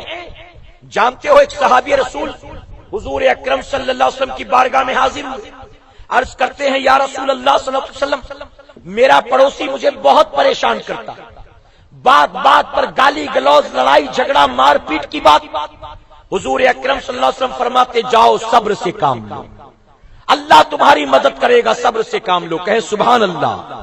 یہاں معلوم ہوا پڑوسیوں کے حقوق میں یہ بھی حق ہے کہ اگر پڑوسی نک چڑھا ہو، شارٹ ٹیمپر ہو، بد مزاج ہو، اگر پڑوسی بالکل گھٹیا ہو تو آپ کو کیا کرنا چاہیے؟ اب آپ کو اس کی سختیوں پر صبر کرنا چاہیے۔ آقا کی تربیت میں یہ بھی شامل ہے اگر تو صبر کرے گا اللہ تیری مدد فرمائے گا۔ چلے گئے وہ، کچھ دن کے بعد پھر واپس آئے، آ کر شکایت کرتے ہیں کہ یا رسول اللہ صلی اللہ علیہ وسلم برداشت نہیں ہوتا، بہت پریشان کرتا ہے، میں تنگ آ گیا۔ حضور اکرم صلی اللہ علیہ وسلم نے دوسری مرتبہ بھی فرمایا جاؤ صبر سے کام لو، اللہ تمہاری مدد کرے گا، صبر سے کام لو۔ چلے گئے، پھر تیسری بار آئے، پھر آ کر شکایت کی کہ یا رسول اللہ صلی اللہ علیہ وسلم امتحان ہو گئی، ایسا لگتا ہے بس بیٹھا رہتا ہے انتظار میں کہ کچھ موقع ملے تو گالی گلوچ کرے، لڑائی جھگڑا کرے۔ حضور اکرم صلی اللہ علیہ وسلم نے تیسری بار بھی فرمایا جاؤ صبر سے کام لو۔ چلے گئے، چوتھی بار پھر آئے۔ اب جب چوتھی بار آئے تو جانتے حضور اکرم صلی اللہ علیہ وسلم نے کیا فرمایا؟ حضور اکرم صلی اللہ علیہ وسلم نے فرمایا کہ تم ایک کام کرو، اپنے گھر کا سارا سامان نکال کر راستے میں ڈال دو، اپنے گھر کا سارا سامان نکال کر راستے میں ڈال دو، اور اگر کوئی پوچھے کہ یہ کیوں کر رہے ہو تو کہہ دینا کہ پڑوسی سے تنگ آ کر میں یہ کام کر رہا ہوں، اس نے ناک میں دم کر رکھا اس لیے میں نے گھر ہی خالی کر دیا، راستے پر آ کر بیٹھ گیا۔ تو صحابی رسول نے یوں ہی کیا، گئے اور جا کر اپنے گھر کا سارا سامان نکالا، راستے میں ڈال دیا۔ آتے جاتے لوگ پوچھتے یار یہ کیا تماشا ہے، یہ کیا کر رہے ہو؟ تو کہتے کیا کروں، گھر میں چین و سکون سے رہ نہیں سکتا ہوں، میرا پڑوسی ناک میں دم کیے ہوئے۔ حضور اکرم صلی اللہ علیہ وسلم نے کہا کہ اپنے گھر کا سامان راستے میں ڈال کر بیٹھ جائے۔ تو جب لوگوں نے سنا تو اس پڑوسی کو لوگوں نے برا بھلا کہنا شروع کر دیا، کیسا آدمی، کیسا بدبخت، کیسا بیکار آدمی ہے، کیسا اخلاق و کردار، ہر آدمی اس کو برا بھلا کہنے لگا۔ اب جب اس کو خبر ہوئی تو اسے برا لگا، اسے تکلیف ہوئی، وہ بھی بھاگتا ہوا آیا حضور اکرم صلی اللہ علیہ وسلم کی بارگاہ، آ کر عرض کرتا ہے یا رسول اللہ صلی اللہ علیہ وسلم میرے پڑوسی نے اپنے گھر کا سارا سامان راستے میں ڈال دیا، اور جب لوگ اس سے پوچھتے ہیں کہ تو یہ کیوں کرتا تو میری شکایت کرتا ہے، جس کی وجہ سے لوگ مجھ پر لعن طعن کرتے ہیں، مجھ پر لعنت بھیجتے ہیں، اے آقا بتائیں میرا کیا قصور ہے؟ تو حضور اکرم صلی اللہ علیہ وسلم فرماتے ہیں کہ سن لے، یہ کرنے کے لیے اس سے میں نے ہی کہا ہے، اپنی مرضی سے اس نے یہ نہیں کیا، ارے وہ تو میرے کہنے پر اب تک صبر کرتا رہا، آج میں نے ہی کہا اس کو یہ کرنے کے لیے، اس لیے اس نے یہ کیا ہے۔ اب لوگوں نے تجھ پر لعنت ملامت کرنی شروع کی تو تجھے تکلیف ہوتی ہے، ارے سن لے، وہ جب تک صبر کرتا رہا تب تک اللہ کی لعنت تجھ پر اترتی رہی، آج لوگوں کی لعنت سنی تو تجھے تکلیف ہوئی، تو اپنے پڑوسی کو جب تکلیف دیتا ہے تو اس وقت اللہ اور اس کے فرشتے تجھ پر لعنت بھیجتے ہیں۔ اب ذرا سوچو ہم جب پڑوسی کو تکلیف دیتے ہیں تو کیا ہوتا ہے؟ یہ صرف ان کے لیے نہیں تھا، ہم سب کے لیے ہے۔ جب بھی پڑوسی کو تکلیف دیتے ہو کسی بھی اعتبار سے، اللہ اور اس کے فرشتے لعنت بھیجتے ہم پر اور آپ پر، پھر بھی ہوش کے ناخن نہیں لیتے۔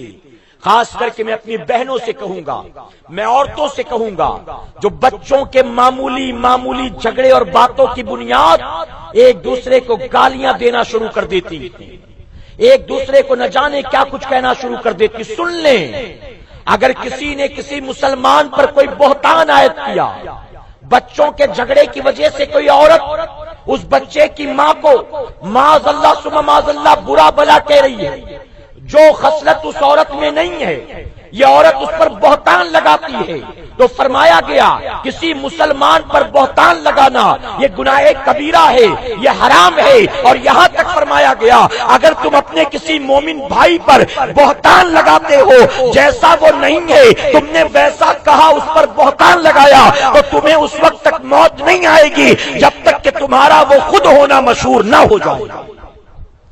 بات سمجھ میں آ رہی ہے آپ کی؟ اگر کسی سے کہا کہ ایک نمبر کا چور آدمی، حالانکہ وہ چور نہیں ہے، تو کہا گیا یہ بہتان ہے، اب اس کہنے والے کو، بہتان لگانے والے کو اس وقت تک موت نہیں آئے گی جب تک کہ زمین پر اس کا چور ہونا مشہور نہ ہو جائے۔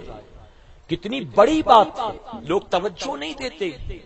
میرے پیارے آقا علیہ الصلوۃ والتسلیم کے پیروانوں، حضور اکرم صلی اللہ علیہ وسلم نے فرمایا تم اپنے گھر کے سالن سے، تم اپنے گھر کے کھانے سے اپنے پڑوسیوں کو تکلیف نہ دو۔ صحابہ کرام نے سوال کیا یا رسول اللہ صلی اللہ علیہ وسلم میرے گھر کے سالن سے پڑوسی کو بلا کیا تکلیف؟ تو حضور اکرم صلی اللہ علیہ وسلم فرماتے تیرا پڑوسی اگر غریب ہے اور تیرے گھر میں اچھے اچھے کھانے بنے گے، اس کی خوشبو پھیلے گی، تو اس خوشبو کو سونگھنے کے بعد تیرے پڑوسی کے دل کو تکلیف پہنچے گی کہ میرے گھر میں تو کھانے کو چٹنی روٹی بھی نہیں ہے اور میرے پڑوس میں اچھی اچھی غذائیں پکتی ہیں۔ آقا فرماتے اپنے چولہے سے پڑوسی کو تکلیف نہ دو، اور آگے تربیت کرتے ہیں اپنے سالن میں تم پانی زیادہ ملا دو تاکہ ایک چلو اپنے پڑوسی کو بھی پہنچا دیا کرو۔ اللہ اکبر، اللہ اکبر۔ ذرا سوچے کتنی پیاری تربیت۔ اچھا جو میں پڑوسی کی بات کر رہا ہوں یہاں آپ نے شاید توجہ نہیں دیا ہوگا، میں آپ کو بتاؤں، حضور اکرم صلی اللہ علیہ وسلم نے کہیں بھی مسلمان پڑوسی مینشن نہیں کیا، بات پڑوسی کی یعنی اگر پڑوس ایسا ہے جہاں مسلمان نہیں ہیں، اگر لوکیلٹی ایسی ہے جہاں مسلم نہیں رہتے، سارے کے سارے غیر مسلم ہیں، تو ان غیر مسلم پڑوسیوں کا بھی حق ایسے ہی ادا کیا جائے گا جیسے مسلمان پڑوسی کا حق ادا کیا جاتا ہے۔ بات سمجھ میں آ رہی نا؟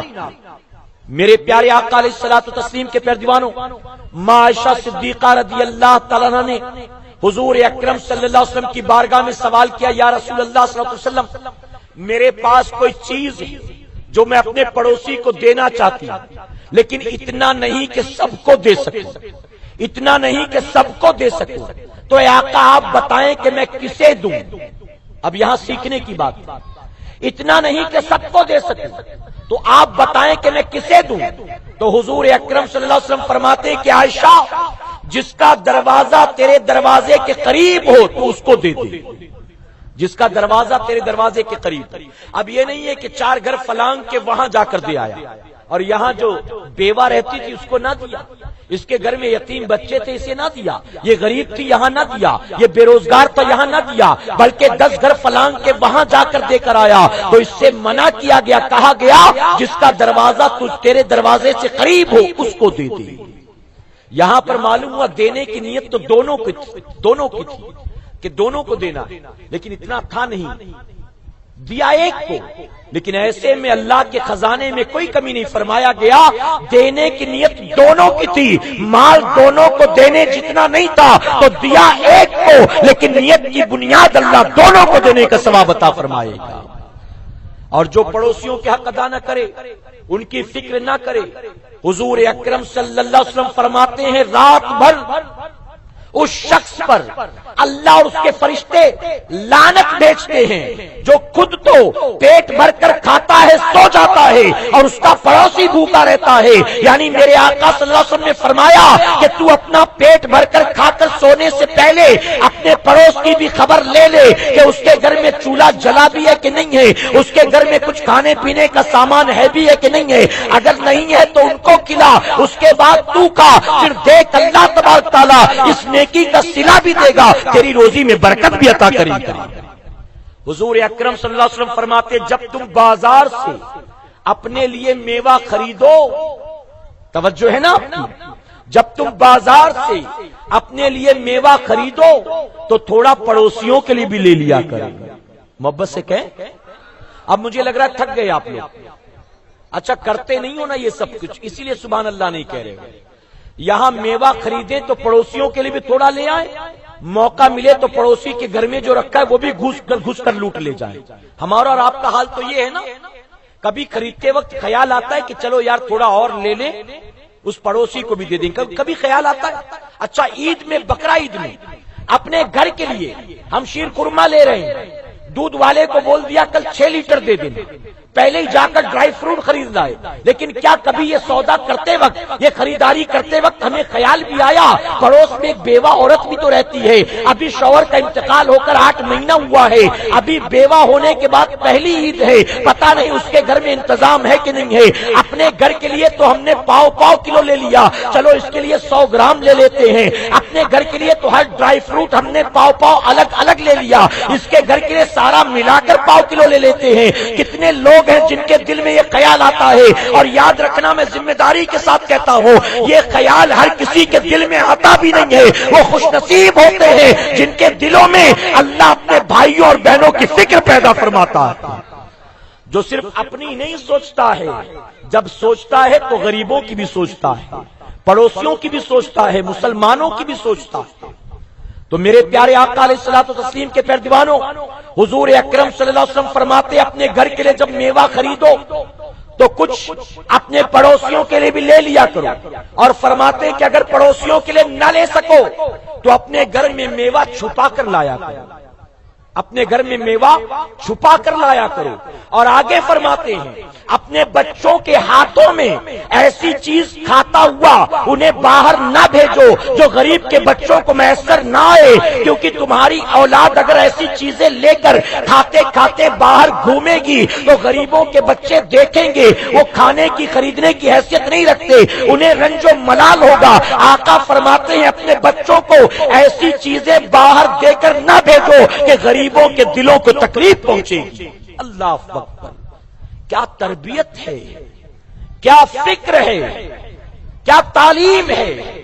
لیکن بہت معذرت سے کہوں گا ہم کوسوں دور ہیں, ہم کوسوں دور ہیں. یہ سب ہمارے لیے تھا, اس پر عمل کون کرتا؟ یہودی کرتا, نصرانی کرتا, چاند سورج کا پجاری کرتا, پتھر کنکر کا ماننے والا کرتا. اس پر عمل کرتا تو کون کرتا؟ ارے وہ ہمارے نبی بن کر آئے ہیں, ان کی تعلیم و تربیت ہمارے اور آپ کے لیے ہے. اب ہم اور آپ اگر اس پر عمل نہ کرے اور پڑوسیوں کے ناک میں دم کرے, پڑوسیوں کے ساتھ گالی گلوچ کرے, اپنے گھر میں جھاڑو لگائیں اور پورا کرکٹ جمع کر کے رات کے اندھیرے میں پڑوسی کے دروازے پر رکھ دیں, اس کے گھر کی کھڑکی کے اندر پھینک دیں, ہم گھر کی چھت سے باہر پھینک دیں, تو ذرا ہم جب خود اس پر عمل نہیں کرتے تو غیروں سے کیا توقع کر سکتے ہیں. اور ایک بات اور عرض کروں گا, یہاں پر ہم نے اونچی اونچی عمارتیں دیکھی. اچھا جتنی بلڈنگ ہے, ہر بلڈنگ میں, ہر فلیٹ میں, ہر روم میں بلڈر نے ٹوائلٹ بھی بنایا, باتھ روم بھی بنایا, کچن کے اندر بھی واش بیسن لگا ہوا ہے. بتائیے ہے کہ نہیں ہے؟ اسی طرح ہر بلڈنگ میں, سوسائٹی میں صبح کچرا اٹھانے والی بھی آتی ہوگی, جھاڑو لگانے والا بھی ہوگا, جو بڑے بڑے ٹاور سے وہاں لفٹ مین بھی ہوگا, واچ مین بھی ہوگا, ساری چیزیں. لیکن اس کے باوجود عادت پڑ چکی فطرت میں, ڈسٹ بن موجود ہے, تجھے لے کر 2-4 کلومیٹر جانا نہیں پھینکنے کے لیے, لیکن پھر بھی چائے چھاننے کے بعد چائے پتی سیدھے کھڑکی سے باہر, برش کر رہے ہیں کھڑکی پہ کھڑے ہو کر تھوک رہے باہر. غلط تو نہیں کہہ رہا ہوں میں؟ گھر میں جھاڑو لگایا, پلاسٹک کے اندر ڈالا, باندھ کر آنکھ بند کر کے پھینک دیا باہر, بچے کا ڈائپر اتارا, آنکھ بند کر کے پھینک دیا باہر. ہم نے تو یہاں تک سنا ہے کہ گھروں سے پھینکنے والے جب پھینکتے ہیں تو یہ صرف لوگوں کے اوپر نہیں آ کر گرتا, بلکہ کبھی کبھی تو لوگ پھینکتے ہیں تو ایک کے گھر کا پھینکا دوسرے کے گھر میں آ کر گر جاتا, دوسرے کے گھر میں گر جاتا ہے. میرے پیارے آقا علیہ الصلوۃ والتسلیم کے پیروانوں, یہاں پڑوسیوں کے حقوق کی امید کیا کی جائے؟ یہاں تو انسانوں کے حقوق انسان ادا نہیں کر رہا ہے. جس ماں نے جنا ہے اس ماں کا حق ادا نہیں کرتا, جس باپ نے تجھے کھلایا پلایا پالا پوسا بڑا کرا اس کا حق ادا نہیں کرتا. پڑوسیوں کے حق کیا ادا کریں؟ ایک صحابی رسول آپ نے اپنے خادم اپنے غلام سے کہا بکری کو ذبح کرو, ذبح کرنے کے بعد کھال اتارو, اس کے بعد اس کے گوشت کے ٹکڑے بناؤ, بوٹیاں بناؤ, اور جب بن جائے تو مجھے بتاؤ. غلام نے آقا کے حکم کے مطابق کام کیا. جب کام ہو گیا تو وہ آئے، صحابی رسول آئے اور کہا کہ اس میں سے کچھ ہدیہ لے کر جاؤ اور میرے فلاں یہودی پڑوسی کو لے جا کر دے دو، فلاں یہودی پڑوسی کو لے جا کر دے دو۔ غلام نہیں گئے، کچھ دیر کے بعد پھر آئے، آپ نے کہا ہدیہ لے کر جاؤ فلاں یہودی پڑوسی کو دے دو۔ غلام پھر نہیں گیا، کچھ دیر کے بعد آئے، کئی بار تاکید کی، آخرکار خادم نے سوال کیا، غلام نے پوچھا وہ یہودی ہے، ہمیں کیا ضرورت ہے اس کو گوشت دینے کی؟ تو جانتے ہو صحابی رسول کیا فرماتے ہیں؟ وہ فرماتے ہیں کہ یہودی کو تو گوشت دینا پسند نہیں کرتا، ارے حضور اکرم صلی اللہ علیہ وسلم نے تو یہاں تک فرمایا کہ مجھے یہ گمان ہوا تھا کہ کہیں پڑوسی کو جائیداد کے اندر وارث نہ بنا دیا جائے، تو آقا فرماتے ہیں کہ مجھے یہ گمان ہوا اللہ کہیں پڑوسی کو وارث نہ بنا دے اور تو وہ گوشت کے چند ٹکڑے دینے سے اعتراض کرتا۔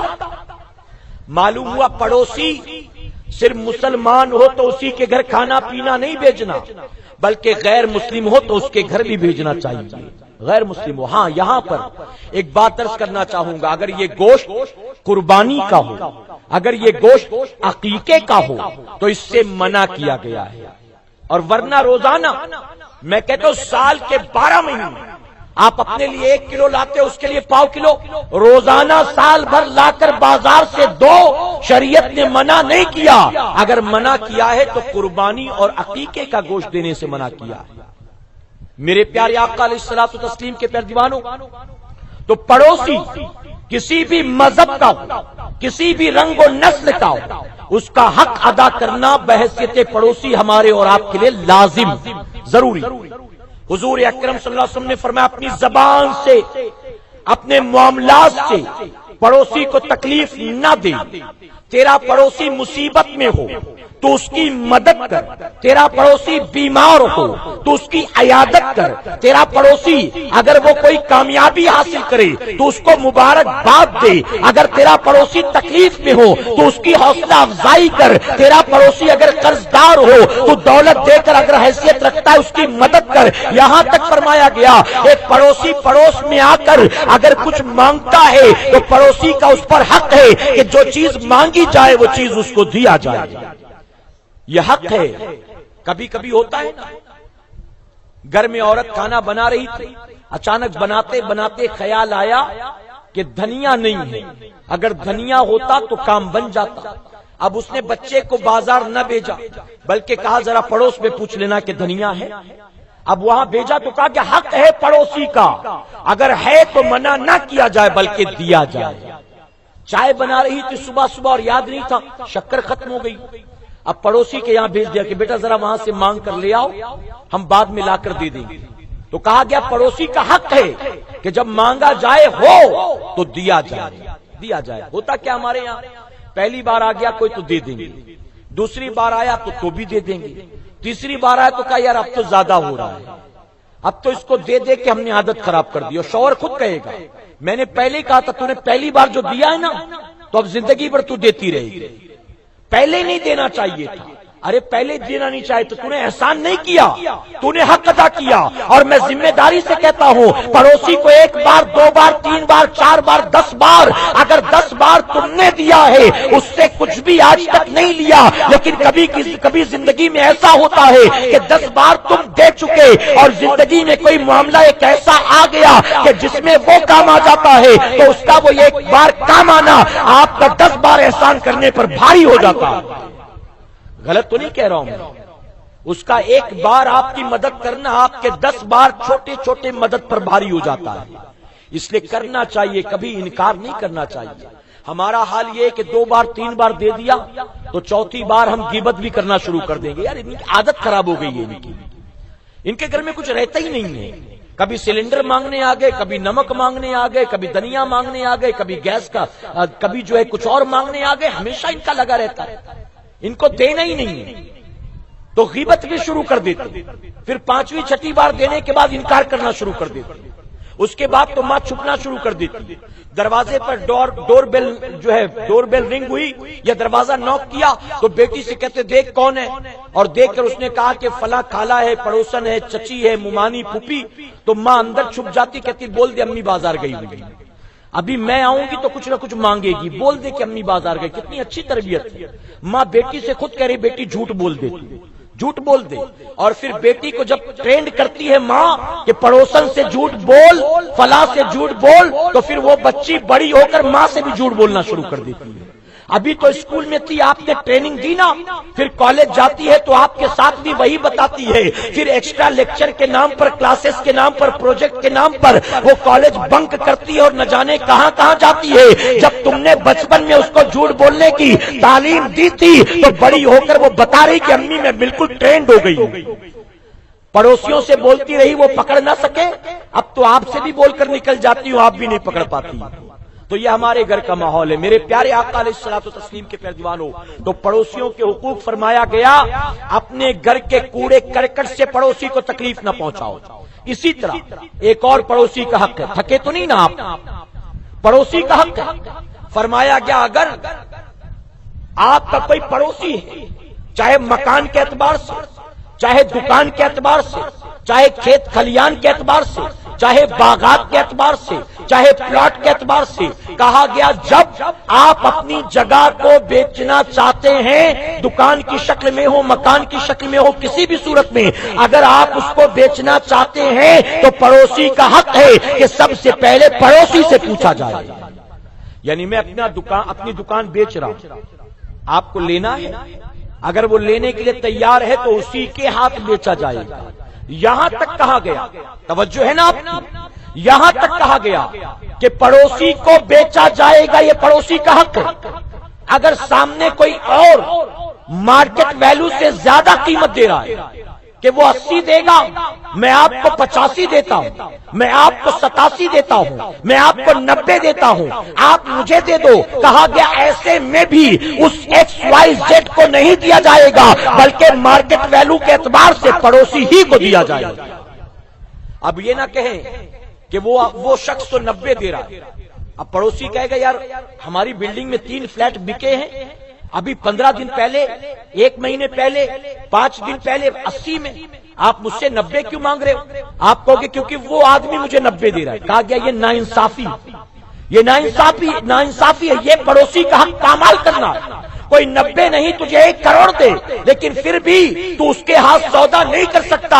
اگر تو نے کیا تو تیرے ہاتھ دولت کو لگے گی، لیکن پڑوسی کا حق پامال کرنے کا تجھے گناہ بھی نہیں ہوگا۔ ہاں اب اگر پڑوسی کہہ رہا ہے کہ مارکیٹ ویلیو تو 80 ہے لیکن میں 75 سے زیادہ نہیں دے سکتا ہوں، تو کہا گیا اب یہ تجھ پر ہے، اس کو دے یا نہ دے، یہ تجھ پر ہے، لیکن مارکیٹ ویلیو جو ہے اگر وہ دے رہا ہے تو اسی کو دینا یہ تیرا پہلا حق، پڑوسی کا حق۔ میرے پیارے آقا علیہ الصلوۃ والتسلیم کے پیروانوں، حضور اکرم صلی اللہ علیہ وسلم نے فرمایا اپنے گھر کی اگر چھت کو بنانا چاہتے ہو تو اسے اونچا نہ کرو، اسے پڑوسی کی چھت سے زیادہ اونچا نہ کرو کہ اس کے گھر میں آنے والی ہوا رک جائے، یا تیرے گھر کی چھت کا پانی بارش میں اس کے گھر کی چھت پر گرے۔ کہتے ہیں اپنی چھت کو اونچا نہ کرو، اپنی دیوار کو پڑوسی کی دیوار سے اونچا نہ کرو اس وقت تک جب تک کہ وہ اجازت نہ دے دے۔ اگر پڑوسی نے اجازت دے دی کہ کوئی بات نہیں آپ اونچا کر لیجیے، تو اجازت ہے تو جائز، آپ اپنی چھت کو اونچا کر لیجئے، کوئی بات نہیں، تو اجازت ہے، یہ پڑوسی کا حق ہے۔ ہمارے یہاں پر کیا ہوتا ہے، ہمارے یہاں پر، میں آپ کے یہاں اس لوکیلٹی کی بات نہیں کرتا، سلم ایریا، جھگی جھوپڑی، اگر کوئی غریب آدمی بیچارہ جس کے گھر کی دیواریں پترے کی تھی اور اس دیوار میں بھی کئی سوراخ تھے، آتے جاتے لوگ تاک جھانک بھی کرتے تھے، بارش کے موسم میں گھر کی چھت سے پانی بھی ٹپکتا تھا، دھوپ آتی تھی تو گھر کے صحن میں دھوپ پڑتی تھی، بیڈ روم میں بھی دھوپ پڑتی تھی۔ اب اس غریب نے جیسے تیسے پیٹ کاٹا، شوق مارا اور چند پیسہ جمع کرنے کے بعد اس نے اپنی دیوار کو پکا بنانے کا پلان کیا، اس نے اپنے گھر کی چھت کو ریپیئر کرنے کا پلان کیا۔ اب اس غریب نے جیسے تیسے جوڑ توڑ کر اپنے گھر کو ریپیئر کرنے کا کام شروع کیا، تو جانتے ہو ہماری سوسائٹی کا حال کیا ہے، اڑوس پڑوس میں رہنے والے اس سے ملتے ہیں، محبت سے مسکرا کر اس کا حال چال پوچھتے ہیں اور کہتے چلو اچھا ہے اللہ نے انتظام کر دیا، اچھا کیا کہ آپ گھر بنا لیتے ہو، منہ پر تو یوں کہتے ہیں اور جیسے ہی پیٹ پیچھے ہوتے ہیں فوراً جا کر پولیس اسٹیشن میں شکایت کرتے ہیں، کسی سوشل ورکر کو اس کے خلاف ورگلاتے ہیں، کارپوریٹر کے جا کر کان بڑھتے کہ وہ گھر کی چھت اونچا کر رہا ہے، اس سے نالی چوکپ ہو جائے گی، وہ گھر کو آدھا فٹ آگے بڑھا رہا ہے، اس سے گلی پتلی ہو جائے گی. یعنی یہ ساری شکایتیں منہ پر تو کہتے اچھا کر لو، بڑی تکلیف تھی میں دیکھ رہا ہوں کر لو، اور پیٹ پیچھے جا کر کمپلینٹ کرتے، شکایتیں کرتے. نتیجہ کیا ہوتا ہے سن لو، ہوتا کیا ہے یہ بھی سن لو. آپ کو کیا ملا، اس کا کیا بنا. اے سرکار مدینہ علیہ الصلوۃ والتسلیم کے پیارے دیوانوں، اس کا کام تو ہو کر ہی رہتا ہے، ہاں البتہ اس کو بنانے والے نے، اس کو کارپینٹر نے، ریپیئر کرنے والے یا کسی بلڈر نے اس کو کوٹیشن دیا تھا 80,000 کا. اب یہ گھر بنتا تو ہے لیکن 80,000 نہیں لگتے بلکہ 25-30,000 جیسے تیسے بیچارے کو اور جمع کرنا پڑتا ہے یہاں وہاں رشوت کھلانے کے لیے. تو کام تو اینڈ آف دا ڈے اس کا ہو ہی جاتا ہے. خرچہ تو نے بڑھا دیا، اب اس کو کیا ملا، تجھے کیا ملا. ظاہر ہے تو روکنا چاہتا تھا، تو روک تو نہ سکا، لیکن تو نے یہ راستے میں روڑا ڈال کر اپنے نام اعمال میں گناہ لکھوا لیا، اور اس بندے نے صبر کر کے نام اعمال میں نیکی لکھوا لی. غلط تو نہیں کہہ رہا ہوں، بتائیے ہوتا ہے کہ نہیں ہوتا. کوئی گھر بنانے لگے فوراً جو ہے یہاں سے یہ بھی چلا آ رہا ہے وہ بھی چلا رہا ہے، ان کو کیسے خبر ہو گئی. تو پھر پتا چلتا ہے پڑوسیوں نے. اور صرف اتنا نہیں میرے بھائی برا مت ماننا، کہیں شادی ہو 8-8 دن ڈی جے بجے، کہیں سے کوئی کمپلین نہیں کرتا اس ڈی جے کے خلاف. لیکن ہم جب ایسی محفلیں سجاتے ہیں جیسے ہی 10:30 پونے 11 ہو پولیس کی گاڑیاں آنی شروع ہو جاتی ہیں، کانسٹیبل آنے شروع ہو جاتے ہیں. ان سے پوچھا جائے کہ بھیا کیوں آئے ہو، وہ کہتے ہیں کہ ہم اپنی مرضی سے نہیں آئے، یہیں سے کوئی فون کر کے ہم کو کمپلین کر رہا تھا. میں کہتا ہوں ہجڑوں کا ناچ ہوتا ہے رات کے 2 بجے تک تو تکلیف نہیں ہوتی، اور نبی کے میلاد میں 11 سے 11:15 ہو جائے تو تکلیف ہو جاتی ہے. غلط تو نہیں کہہ رہا ہوں میرے بھائی، میرے پیارے آقا کے پیارے دیوانوں. تو یہ ہمارا اور آپ کا حال. بہت سی باتیں ہیں، بہرحال آخری بات عرض کروں گا، اپنی زبان سے اپنے پڑوسی کو تکلیف نہ دیں. گالی گلوز، غیبت چگلی، بہتان عائد کرنا، لڑائی جھگڑا، فحش کلمات، ہرگز ایسی کوئی حرکت نہ کریں. اگر پڑوسیوں کے حقوق ادا کیے یقیناً دنیا اور آخرت میں سرخرو ہوں گے، اور اگر پڑوسیوں کے حقوق کو پامال کیا آپ کو کچھ نہیں ملے گا سوائے گناہ کے، آپ کو کچھ نہیں ملے گا سوائے اللہ اور اس کے فرشتوں کی لعنت کے. اس لیے اپنے آپ کو اے سرکار مدینہ علیہ الصلوۃ والتسلیم کے پیارے دیوانوں اچھا پڑوسی آپ بنا لیں. یقیناً اللہ تبارک تعالیٰ آپ کے اخلاق و کردار کی بنیاد آپ کے پڑوسی کو بھی اچھا بننے کی توفیق عطا فرما دے گا. ہم حق ادا کریں گے تو ہمارا بھی حق ادا ہوگا، ہم حق پامال کریں گے ہمارے حقوق بھی پامال ہوں گے. اللہ ہم سب پر اپنا خصوصی فضل اور کرم فرمائے. درمیان گفتگو مجھ سے جانے انجانے میں کسی طرح کی غلطی خامی رہ گئی، آپ سب کو گواہ بنا کر سچے دل سے توبہ کرتا ہوں. اللہ میری توبہ قبول فرمائے اور ہماری محفل کو قیامت میں ہمارے لیے، ہمارے والدین کے لیے بخشش اور نجات کا ذریعہ بنائے. وما علینا الا البلاغ. السلام علیکم.